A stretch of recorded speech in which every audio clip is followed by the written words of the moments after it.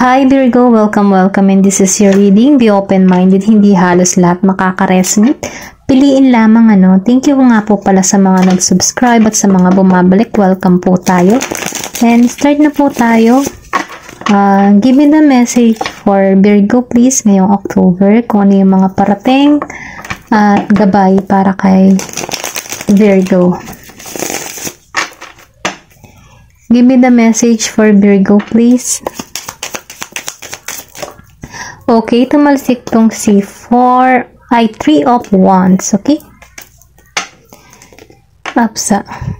Then, meron ka dito na 2 of Cups, upright. Give me the message for Virgo.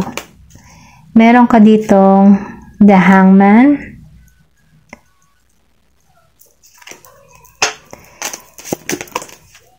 The Queen of Wands, upright. Give me the message for Virgo, please. Tumalsik. Kita niyo yun? Meron ka ditong 2 of Swords. Okay.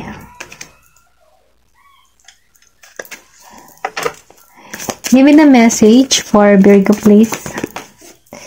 Then, meron ka ditong 8 of Swords.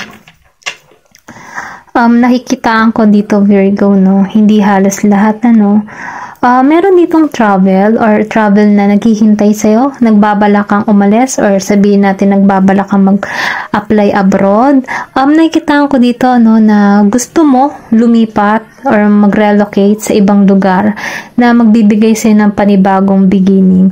Then, nakikitaan ko rin dito kung ikaw man ay may apply abroad, meron ditong pag-alis. Kumbaga, mapupuntahan mo yung yung bansa na ninanais mo, Then, nakikitaan ko rin dito, yung mga pinaplano mo, or sabihin natin na, meron ka ditong binivisyo na mangyari at maganap sa iyong buhay.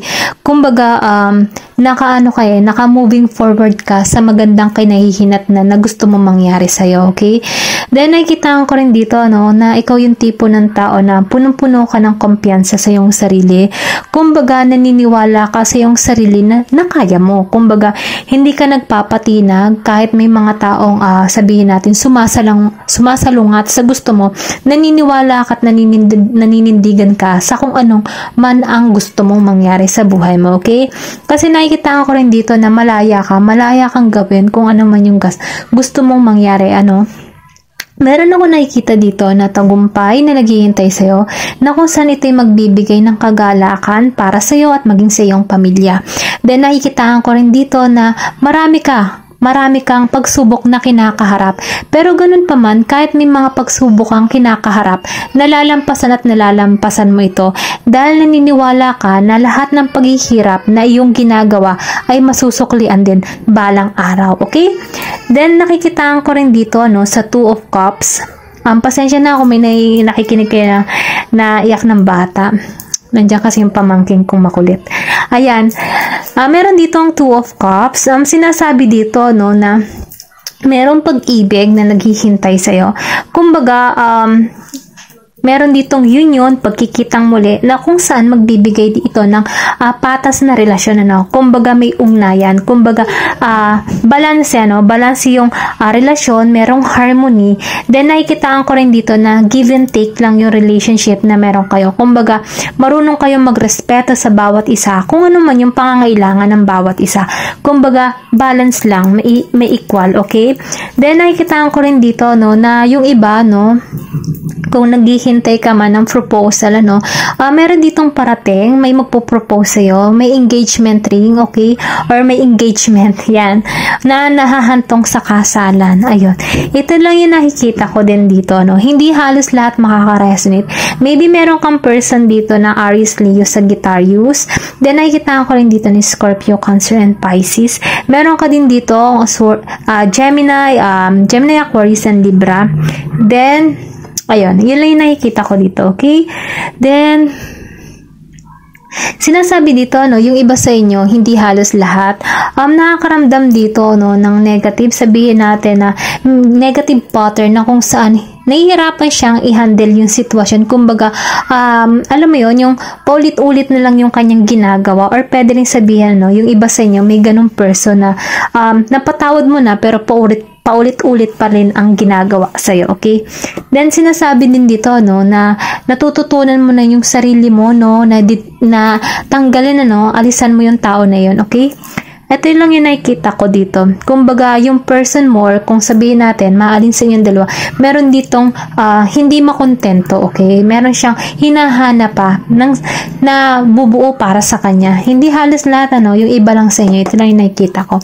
Meron ditong 12, pinanganak ng 12. Then, dito, no, sa Two of Swords, nakikitaan ko rin dito kasi na yung iba sa inyo, no, meron desisyon na gagawin, kumbaga, nag-iisip, no, kumbaga, tinitimbang-timbang yung sitwasyon. Nakikitaan ko rin dito na nahihirapan ka magdesisyon kung ano yung gagawin, kumbaga, nakapiring ka dito eh. Kung makikita mo dito, no, naka-fearing ka eh, kumbaga nahihirapan ka magdesisyon, or sabihin natin na nagtatalo yung puso't isipan mo sa desisyon na gagawin mo. Then nakikita ko rin dito, no, na meron ka ditong kinakaharap, sabihin natin na nakakaramdam ka ng takot or pangungulila, no, kumbaga ay nagbibigay ng sakit, or sabihin natin na humahantong ka sa ganon pangyayari ngayon, na nakikitaan mo na tumatambang yung relasyon nyo na meron kayo, no? Hindi halos lahat, ito lang yung nakikita ko, may libra kang person. Then nakikita ko rin dito na ikaw ay nahihirapan na, nai-stress ka na sa pangyayari, no?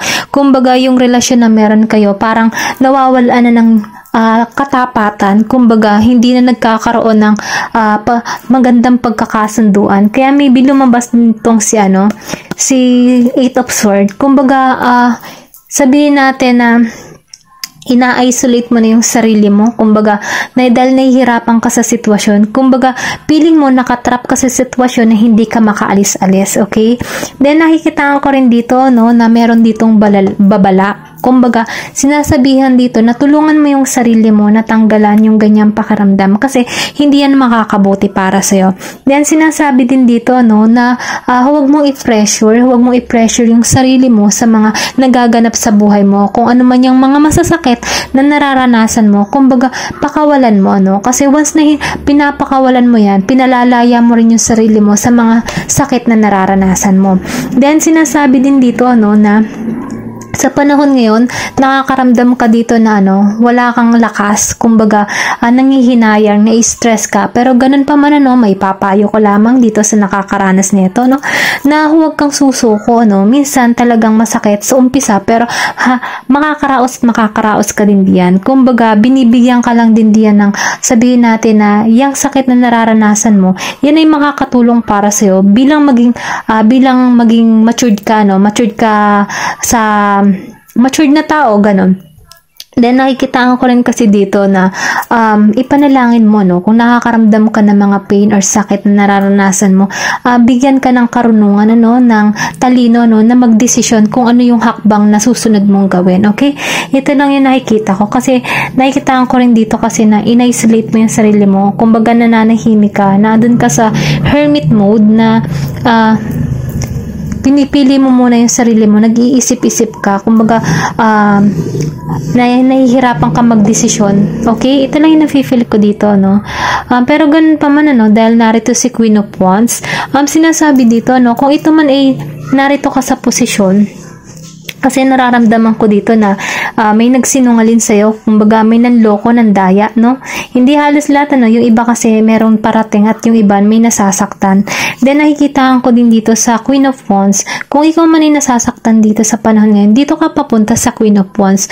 Kumbaga yan nararanasan mo, process lamang yan upang maging matatag na tao bilang isang individual, lalaki man, babae, o anumang uri ng kasalaan mo, Kumbaga in-isolate ka para makita mo at para magkaroon ka ng kaliwanagan at para mahanap mo muli yung sarili mo patungo sa ikauunlad mo, okay? Kasi nakikita ko rin dito kasi na merong tagumpay na naghihintay sa'yo. Kumbaga, sa kahinaang ito, mapapalitan ito ng tapang at galak, okay? Then, nakikita ko rin dito kasi tinuturuan ka dito para maging independent ka para sa iyong sarili kasi may magandang plano para sa'yo. Then, nakikita ko rin dito na meron kang pagbabagong mangyayari sa buhay mo. Kumbaga, kahit may mga masasakit na pangyayari ka, once na nalampasan mo to, no, dito ka papunta sa Queen of Wands, na kung saan may tatag, may independent. Kumbaga, kung ikaw ay iniwan before, ikaw ngayon ay kumbaga, magsisisi yung tao na yun na nanakit sa'yo kasi mababago ka Kumbaga, magkakaroon ka dito ng malaking pagbabago sa iyong sarili at maging sa inyong anyo. Kumbaga, may babaguhin ka dito para mapatunayan sa tao na nanakit sa'yo na hindi ka basta-basta na sinasaktan, na ikaw ay mahalaga, na alam mo na yung worth mo. Kumbaga, tinuturuan ka dito na makita yung halaga mo bilang isang tao, okay? Then, nakikitaan ko rin dito kasi na magkakaroon ka dito ng sabihin natin na malilimutan mo yung mga masasakit na nangyayari sa'yo kasi dito ka papunta. Kumbaga, magkakaroon ka dito ng panibagong ikaw, okay? Tingnan pa natin kung ano yung mensahe para sa'yo, no? Kung ano pa yung mga maipapayo, mga karagdagan.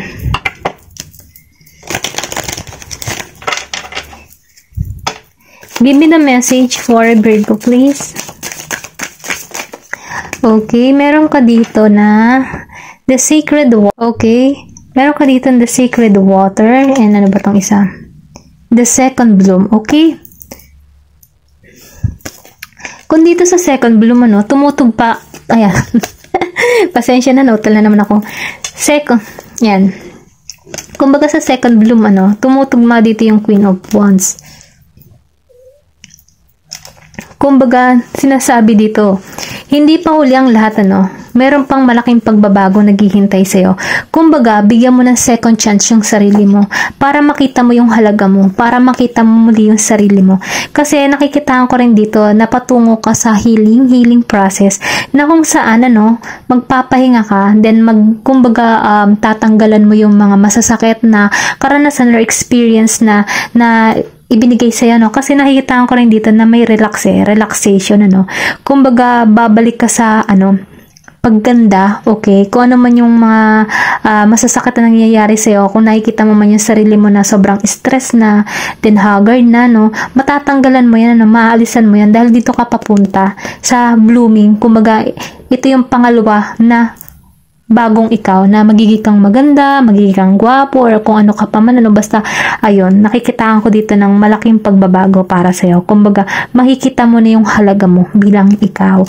Then, dito, sa the sacred water, nakikita ko rin dito na magpo-focus ka sa yung health.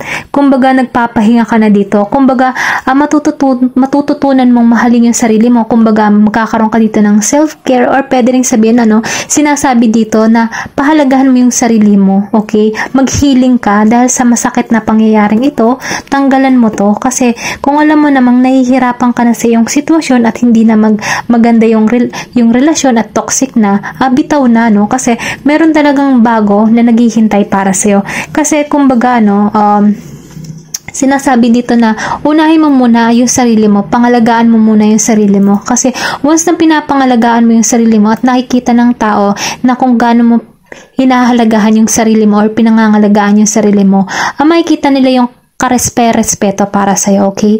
Ayun lang yung nafe-feel ko dito, Kumbaga, kailangan mong in-nourish yung sarili mo, may pagbabago, healing. Kung magtitinan mo dito,